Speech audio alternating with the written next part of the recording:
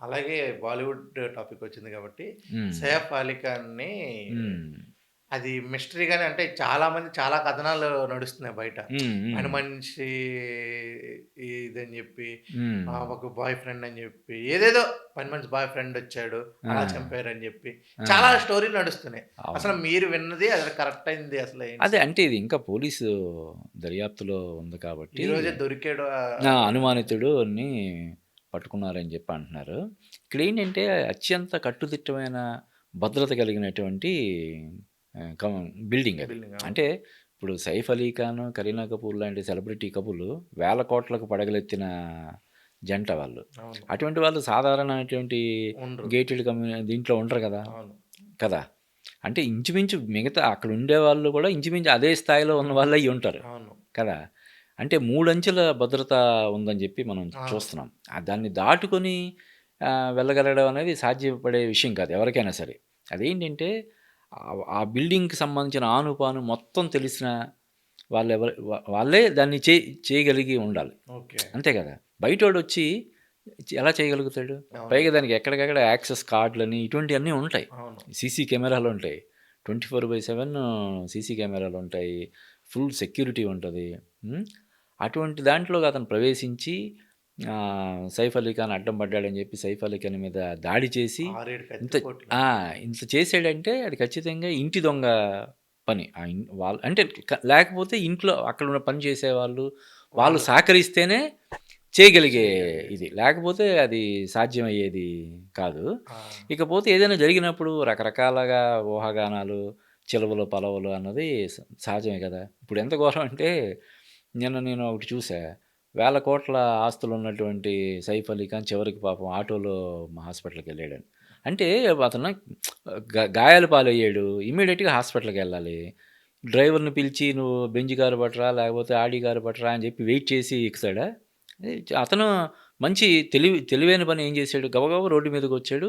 ఆ ఆటో దొరికింది. ఆటోలో హాస్పిటల్‌కెళ్ళిపోయాడు. ఎవరైనా అవును. అదే చెయ్యాలి. అసల ఆయన ఇప్పుడు నడిచెళ్ళడం అనేది గగనం. ఆ అది. కట్టెపోట్లలో అంత అదే. బాడీ అదే. ఉంది ఆ! గాబట్టి. అయితే ఇక్కడేంటి, కరీనా కపూర్ అక్కడ ఎందుకు లేదు? ఇప్పుడు అతను బయటకొచ్చాడు అరుపులు వినిపించి, ఈడు పొడిచాడు, గాయాలయినియి, హాస్పిటల్‌కెళ్ళాలి. గబగబా రోడ్డు మీదకొచ్చాడు, ఆటో ఎక్కాడు. ఈ తర్వాత కరీనా కపూర్ వచ్చింది. అవును. ఆ విజువల్స్ అయ్యి మనకు అవునవును. కనబడుతున్నాయి. అయినా సరే కరీనా కపూర్ హస్తం ఏమైనా ఉందా? ఆ! ఇటువంటి కథనాలవి మనం చూస్తున్నాం. అవును. ఆ!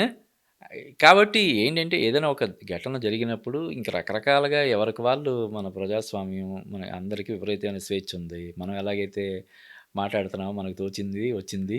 అలాగే మిగతా వాళ్ళు కూడా మాట్లాడే ఇది ఉంటది కాబట్టి దాన్ని మనం విమర్శించలేం కానీ తప్పు పట్టలేం కానీ ఇప్పుడు ఒక ఘటన జరిగినప్పుడు దాన్ని దర్యాప్తులో ఉన్నప్పుడు కొంత సంయమనం పాటించాలి. పైగా ఏంటంటే దీనికి సంబంధించి మినిట్ టు మినిట్ అప్డేట్స్ పోలీసులు ఇవ్వరు కదా! అవును. ఎవరు. దర్యాప్తులో ఉన్నప్పుడు ఆహ్, ఏం జరిగింది? ఏంటి పురోగతి అన్నది ఎప్పటికప్పుడు అదేం హెల్త్ బులెటిన్ కాదు కదా! కాదు గదా! ఎప్పటికప్పుడు రిలీజ్ అవును. చేయడానికి. రిలీజ్ చేయడానికి. అసలు ఏం జరిగింది? ఏంటి కనుక్కోవడానికి కొంచెం టైం పడతది కదా! అవును.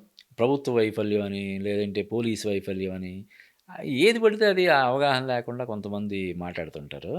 ఇప్పుడు ప్రతి సెలబ్రిటీ ఇంటి దగ్గర ఒక 100 మందినో, 50 మందినో పోలీసుల్ని పెట్టాలంటే సాధ్యపడే విషయం అది. అవును. కదా! అవును. అంటే వాళ్ళ జాగ్రత్తలో వాళ్ళుండాలి. వాళ్ళుంటారు డెఫినెట్‌గా. ఇప్పుడు మామూలు గేటెడ్ కమ్యూనిటీలోకి మనం ఎళ్ళాలంటేనే కష్టం. కష్టం.